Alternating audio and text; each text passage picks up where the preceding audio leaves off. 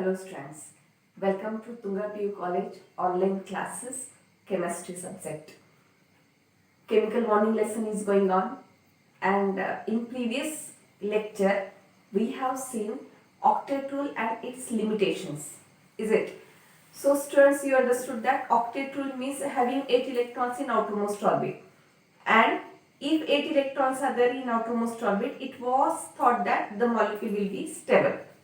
But afterwards we saw the limitations of octet rule and we came to know that there are some molecules, there are some compounds in which there are less than 8 electrons in outermost orbit or sometimes more than 8 electrons in outermost orbit, still they are stable. Okay, that are called as incomplete octet or expanded octet. Means central atom was not having 8 electrons. Either number of electrons were less than 8 or they were more than 8. Still that compounds were stable. So it tells you students that it's not at all always necessary that simply having 8 electrons in outermost orbit will make that molecule, will make that compound stable. It's not like that. So simply having 8 electrons is not sufficient. Okay, so for stability of chemical compounds, so many other parameters are also responsible. So let us move towards next parameter, such parameter which is responsible for stability of that chemical compound. One of the qualitative measure, one of the very important qualitative measure for stability of ionic compound is enthalpy of its lattice. Okay, so let us see what is this lattice enthalpy. Okay,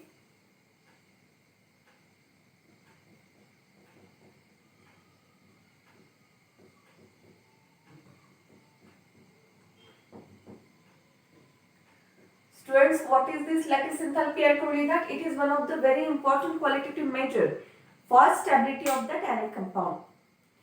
How is this lattice enthalpy measured? Very simple things are there. Today we will see so many bond parameters. Just one understanding, simple definitions are there. So let us understand what is this lattice enthalpy. Enthalpy meaning is, students, amount of energy. Enthalpy meaning is energy. Amount of energy required to separate lattice into its ions is called as lattice enthalpy. Look here, students. I am writing, if we are having NaCl,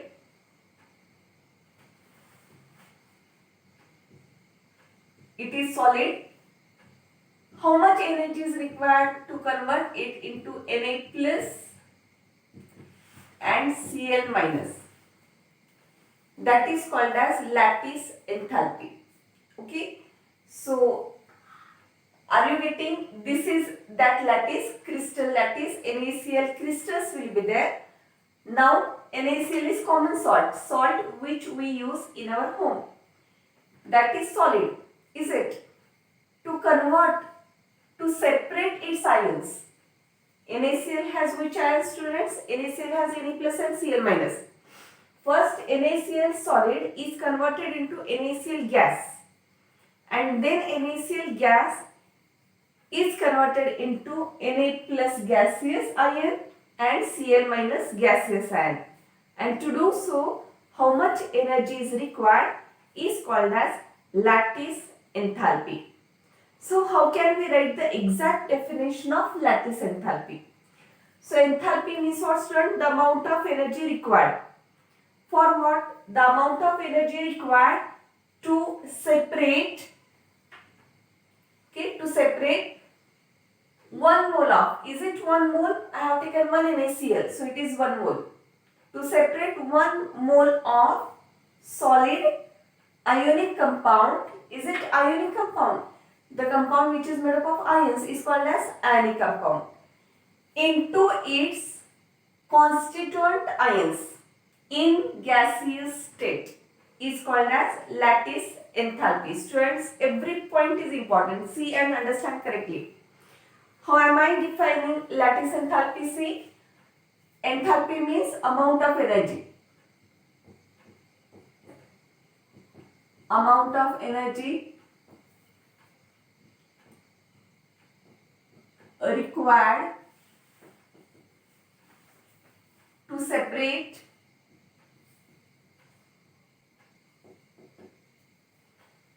what? 1 mole of solid ionic compound.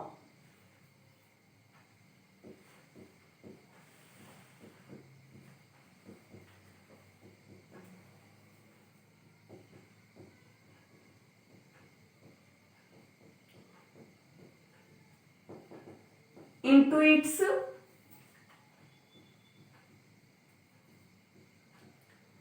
constituent ions, in gaseous state. These ions should be in gaseous state.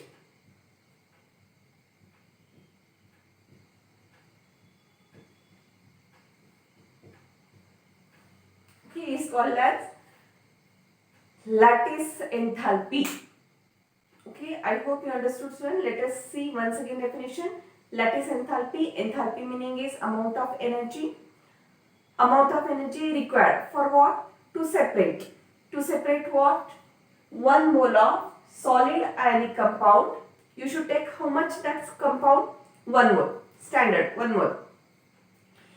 We have to convert it into its ions, but that ion should be in gaseous state. Here you can see that NaCl is ionic compound in solid state, but we have to separate the ions into gaseous state because NaCl solid is first converted into gas. Otherwise and unless and otherwise you cannot separate the ions. First it should be converted into gaseous state. Students, you will be knowing that in solid state the atoms will be compact and in gaseous state the atoms are far away from each other. So always when you have to isolate atoms, that time it should be first converted into gaseous state. Means atoms will be far away from each other and then separation is possible. Okay, so first solid is converted into gaseous and then its ions are separated, and the amount of energy required for this is called as lattice enthalpy. Lattice enthalpy, here I am writing, this value is something 788 kilojoules per mole. It is measured in kilojoule per mole. Okay, meaning is what? 788 kilojoules of energy is required to separate Na plus gaseous and Cl minus gaseous from NaCl, from 1 mole of NaCl solid.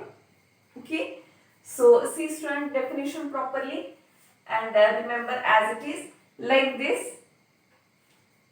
Many bond parameters are there. We will see all these bond parameters one after the other.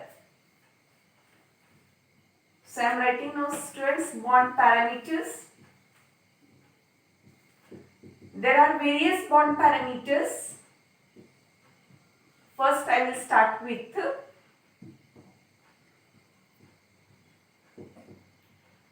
bond length.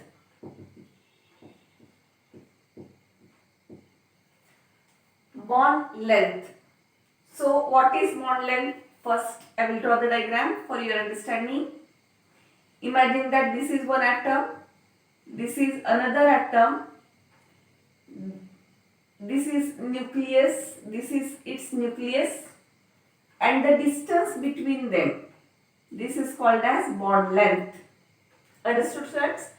Whenever we are speaking about bond length, then which is bond length you should consider? The distance, rather the equilibrium distance. What is bond length? The equilibrium distance. Equilibrium is what? At same level you should measure, not like different levels. Okay, to same level of atoms measure the distance. What is bond length? It is the equilibrium distance between whom? Between nuclei of two atoms which are bonded to each other. Of course that atom should be bonded to each other. That's why we'll call that length as bond length. Between these two atoms bond should be there. These two atoms must be bonded to each other, and then if we'll take distance between their nuclei, rather equilibrium distance between their nuclei, then that length is called as bond length. Okay, so let us write the definition of bond length. It is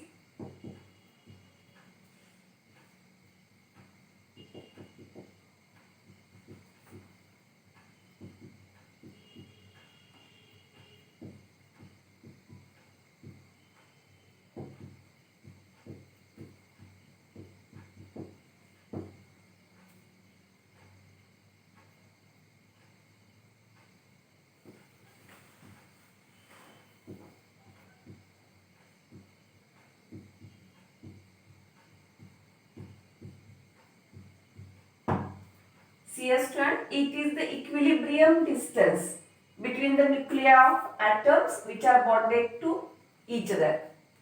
Okay, first parameter bond length. I hope you have understood.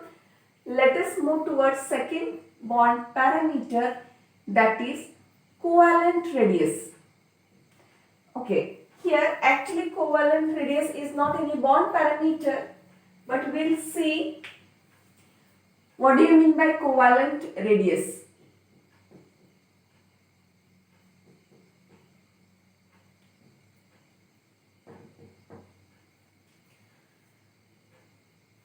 This is bond length. Radius means what? Covalent radius means what? Let us see, students. Imagine that this is one atom. Another atom has overlapped. Sharing is there. Covalent bond is formed. This is bond length. Is it bond length? But now we have to see what is covalent radius. Covalent means what? First take two atoms. Between these two atoms, covalent bond should be present. Two atoms should be similar, and between these two atoms, covalent bond should be present. And their radius we have to know. Always, of course, you know that radius means distance from center of the circle up to the any point on the circle. So here how can we say covalent radius? We have to make exactly half of this. Then it is called as covalent radius. This is called half. This is called as covalent radius. Okay. So how can you define? So you can understand that covalent radius is approximately half of bond length. Okay, bond length exactly half becomes the radius. So let us define covalent radius. Covalent radius is half the distance between nuclei of two atoms having covalent bond between them. See here how I am writing definition of covalent radius. It is half, important word. We should make half of the bond length. It is half the distance between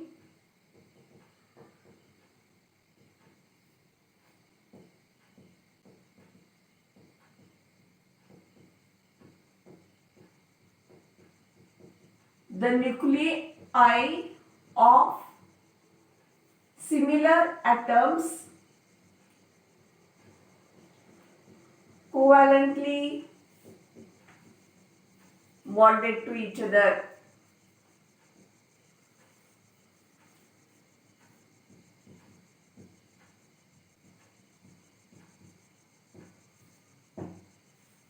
Okay. Understood, student? It is half the distance between nuclei of similar atoms. What type of atom? As it is covalent radius, that atom must have covalent bond between them. So it is half the distance between nuclei of similar atoms covalently bonded to each other. Let us move towards next radius. That radius is called as van der Waals radius.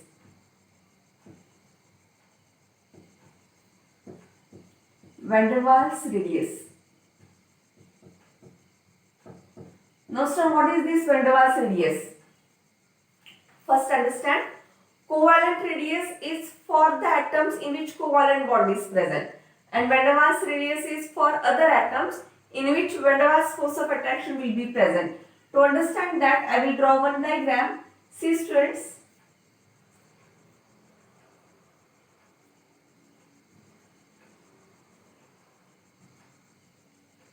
Imagine that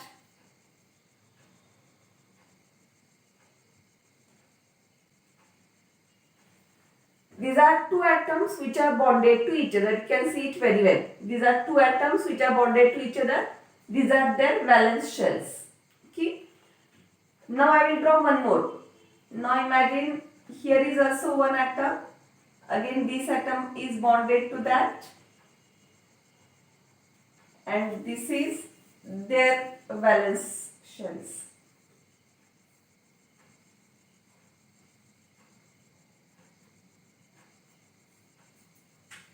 Okay.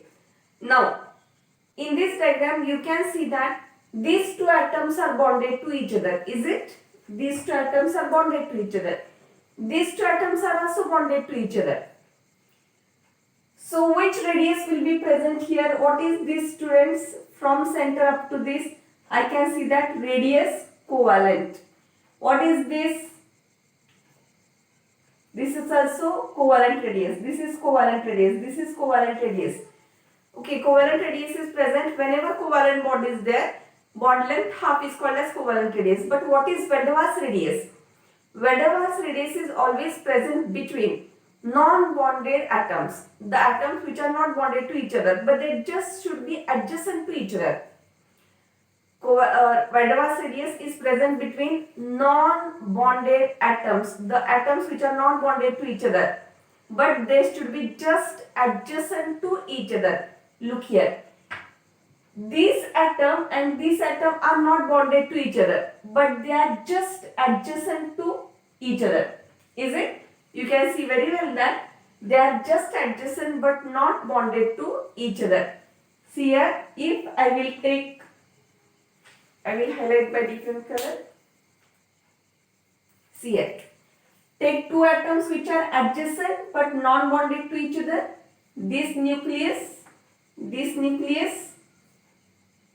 I am joining these two nuclei, and when I will make half of this, then it is called as, so for this, here half of this, I will call it as radius van der Waals. Okay. So how can you define van der Waals radius? So how will you define? It is half. Word half is very important. It also comes in covalent radius. It is half the distance between nuclei of two non-bonded adjacent atoms. Okay. It is half the distance between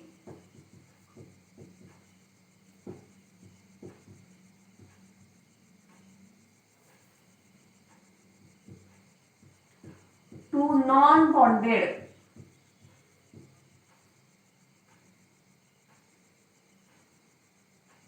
it is half the distance between nuclei of two non-bonded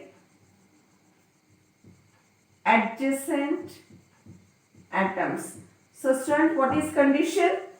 The atoms should be adjacent to each other, but they should not be bonded to each other.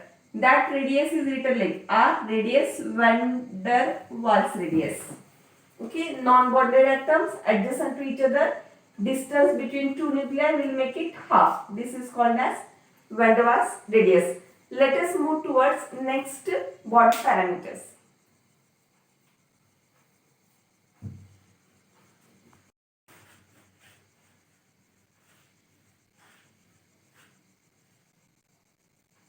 Yes, students, let us move towards next bond parameter. Next bond parameter, students, will write bond angle.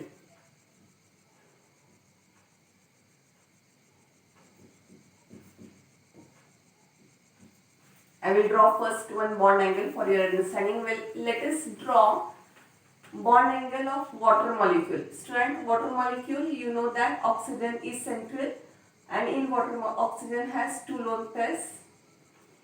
This is called as bond angle, 104.5 degree. Our next bond parameter is bond angle.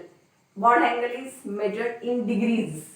So here I have shown, this is water molecule students. Central atom is oxygen, and around the central atom the angle is 104.5. This is called as bond angle. Who has formed this angle? Then hydrogen is forming bond with oxygen, OH bond. Okay. How bond is formed? Orbitals, valence orbitals in which bonding electron pairs are there, they will form this angle. Okay. So what is bond angle? It is the angle between whom? Between atomic orbitals.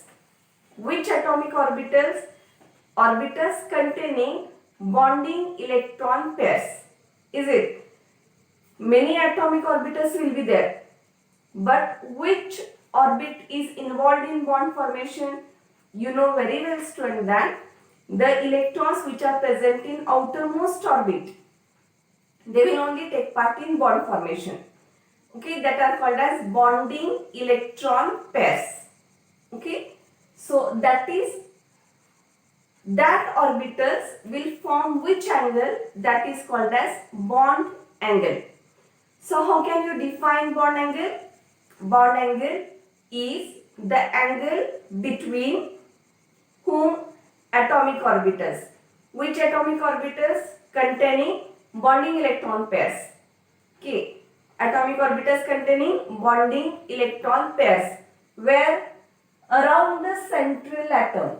Will not measure it somewhere here. Bond angle is always measured around the central atom. Okay. So let us write the definition of bond angle. It is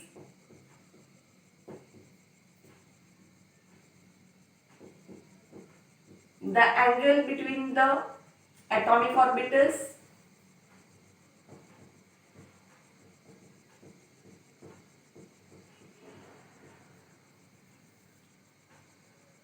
which atomic orbitals containing bonding electron pairs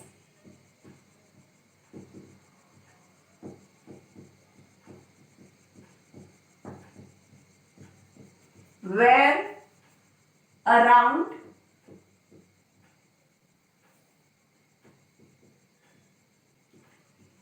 the central atom in the molecule, and it is measured in degrees. Okay, example you can write like this. Why this water's bond angle is 104.5 only? All these things in detail we are going to see next lectures. Okay. So I hope student you understood what is bond angle. It is the angle between atomic orbitals. Which atomic orbitals? Containing bonding electron pairs where around the central atom, okay, in a molecule is called as bond angle. Next parameter students will see bond order.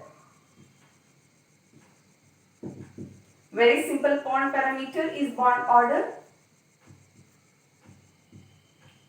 The number of bonds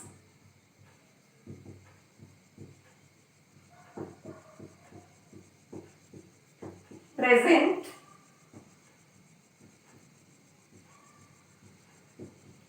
between the atoms in a molecule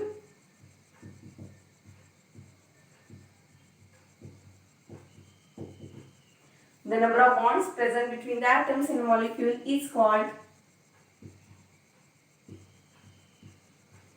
bond order. Simplest bond parameter. How many bonds are present between atoms? That is called as bond order. Let us see, students.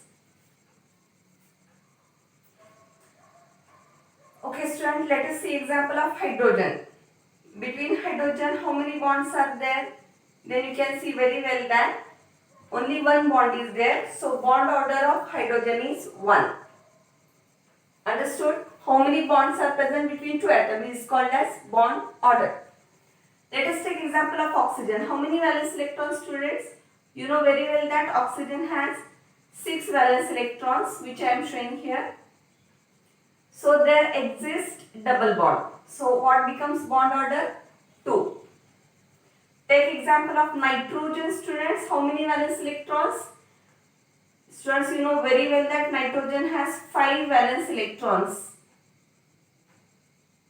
To complete octet, they will share 3 electrons, and that's why number of bonds present between two nitrogen are 3, and that's why its bond order is 3.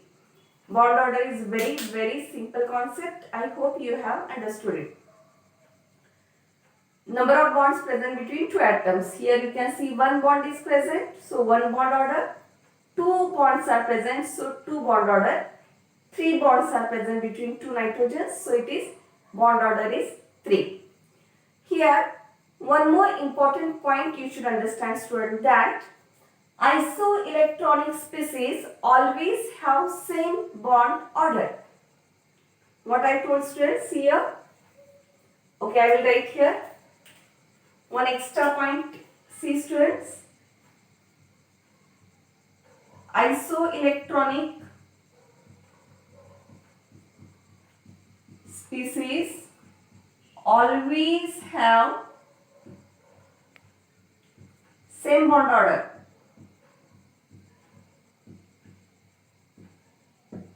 Okay, let us take example for your understanding. Okay, students, what do you mean by isoelectronic species? Iso means same. Electronic means number of electrons. The species which are having same number of electrons is called as isoelectronic species. Let us take example for your understanding.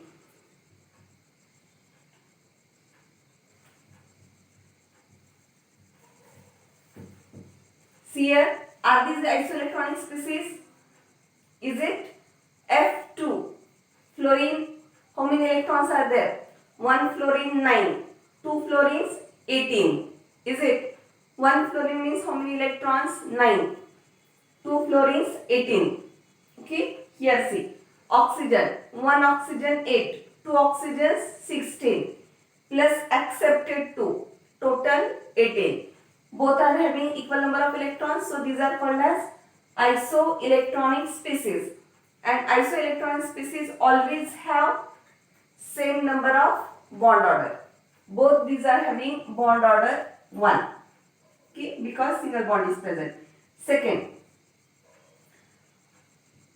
NO plus CO N2. Yes, are these isoelectronic species or not? Check fast, students. Nitrogen, count. Nitrogen 7 plus oxygen 8, 15. Donated 1, 14. Okay, 7 plus 8 minus 1, 14. This carbon 6 plus oxygen 8, 14. Nitrogen 7, twice 14. Equal number of electrons are there, so these are called as isoelectronic species. And nitrogen's bond order, just now we have seen, it is 3. So student, this one more point remember, isoelectronic species always have same bond order. Isoelectronic species meaning also write down. The species which are having same number of electrons are called as isoelectronic species. Let us move towards next bond parameter, that is bond enthalpy. Students, this bond enthalpy is also called as bond dissociation enthalpy.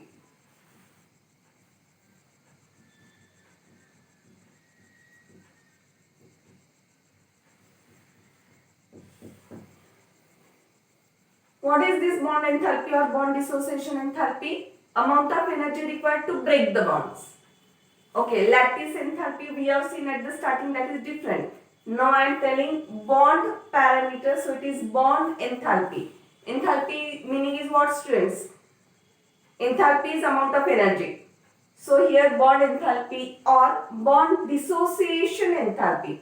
Amount of energy required to dissociate the bond, to break the bond. How many bond? 1 mole of bonds. But all these bonds should be of particular type. Okay. So define bond enthalpy or bond dissociation enthalpy. It is the amount of energy required to break 1 mole of bonds of a particular type present between two gaseous atoms. Okay, let us write down the definition of bond enthalpy. This another name helps you to remember the definition. Enthalpy means it is amount of energy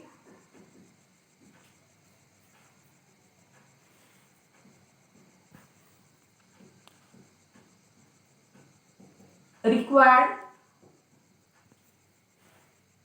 to break 1 mole of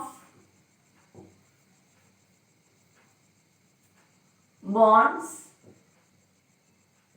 of a particular type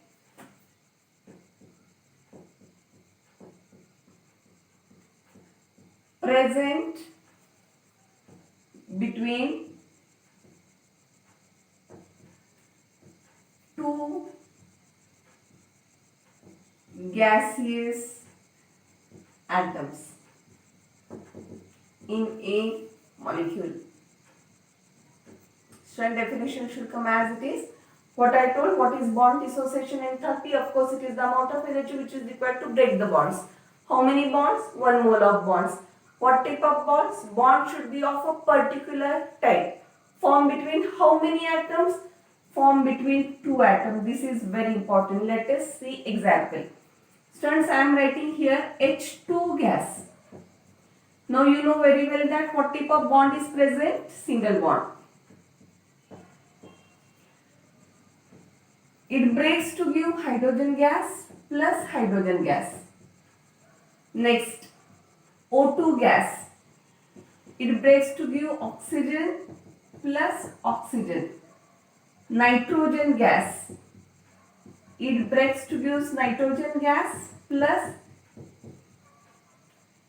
HCl gas. H gas. What is difference in all these students? In hydrogen, single bond is present. In oxygen, double bond. In nitrogen, triple bond is present. In HCl, single bond is present. So student, what do you think? What difference will be there? All will have same bond dissociation enthalpy or different? Then your answer should be of course different. Because in hydrogen molecule, single bond is present. So amount of energy required to break this bond will be less. In oxygen, the bond present between two oxygen atoms are double bond. Double bond, 2 bonds are there, strength is more. So energy required to break the bonds will be more. Nitrogen, triple bond is present. That's why amount of energy required to break these 3 bonds will be again more. Okay. So student, here let us write the values for your understanding. I will write the values. Let us look towards values. You will understand the difference.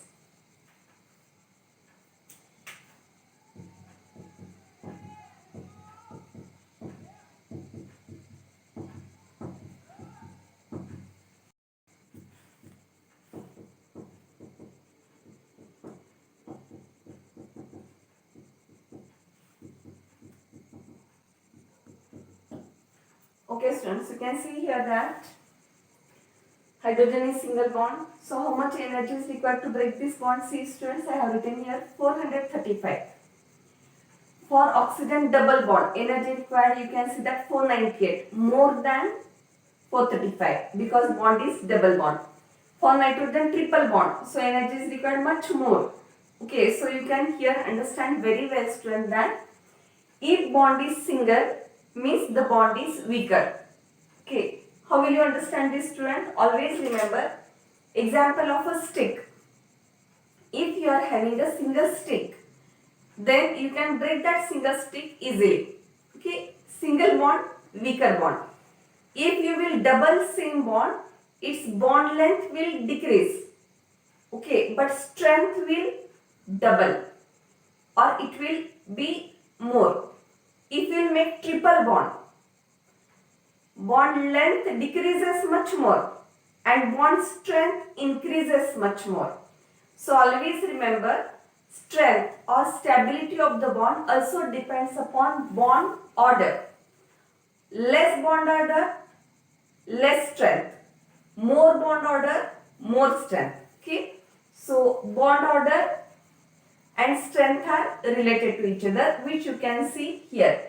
Single bond, amount of energy required to break bond is less. Double bond more than that. Triple bond still much more than that, 946.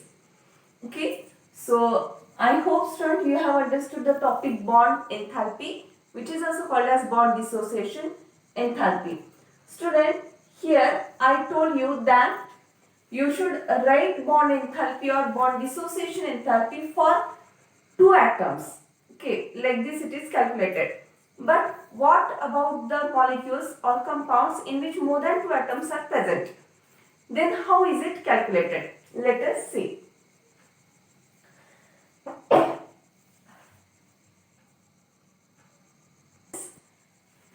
If more than two atoms are present, then term use is little different than bond enthalpy.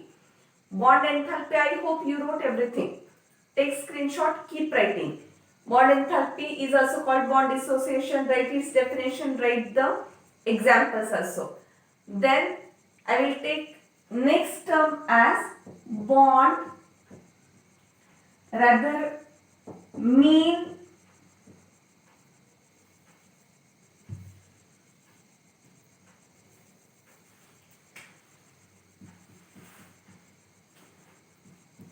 or average bond enthalpy. Mean or average bond enthalpy. When mean is calculated, when average is calculated, when atoms are more than 2. Okay, for 2 atoms we have seen bond enthalpy.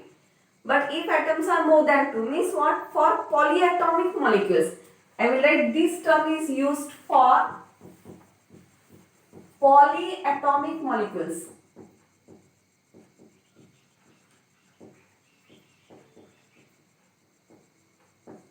Students, what do you mean by polyatomic molecules? Poly means many. Many means how many? More than 2, it will call poly. If atoms are more than 2, then we will call it as polyatomic molecules. And for polyatomic molecules, rather than bond enthalpy, we will use the term mean or average bond enthalpy. Let us take an example of water. Dear student, when water, okay, you know that water has which bonds? OH bonds. How many bonds? 2 bonds. Water has 2 OH bonds. These 2 bonds breaks and energy required will be different. Let us look to the board. Water in gaseous state, first it breaks to give first OH bond breaks. When first OH bond breaks, OH and HR form.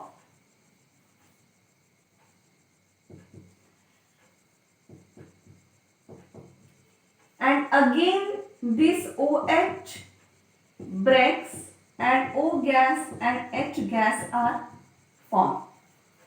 But student, now here To break first bond and to break second bond, energy required is different. To break first bond, energy required is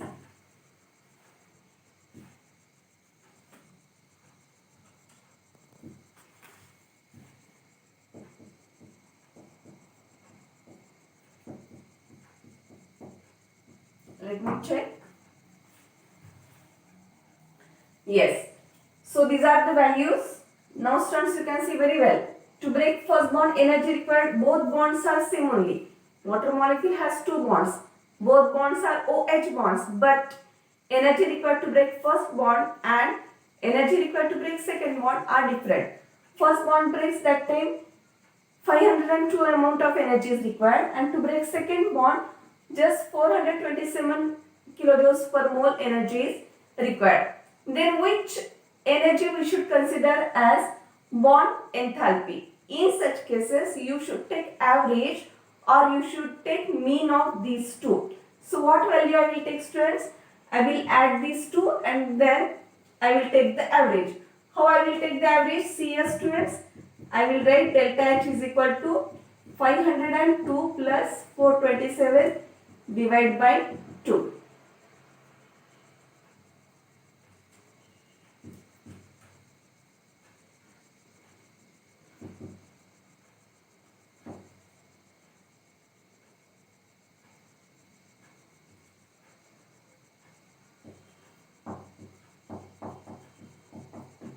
Okay, something like this value will come. So if two different values are there, you should take mean of that or you should take average of that. When it happens for polyatomic molecules, here in water you can see that more than 2 atoms are there. Such molecules are called as polyatomic molecules. So student, finally let us define what is mean or average bond enthalpy. So how can we define, student? It is the ratio of, what is its ratio of? It is ratio of total bond dissociation enthalpy of all bonds to the number of bonds broken. Is it? So how can we define mean or average bond enthalpy? It is the ratio of total bond dissociation enthalpy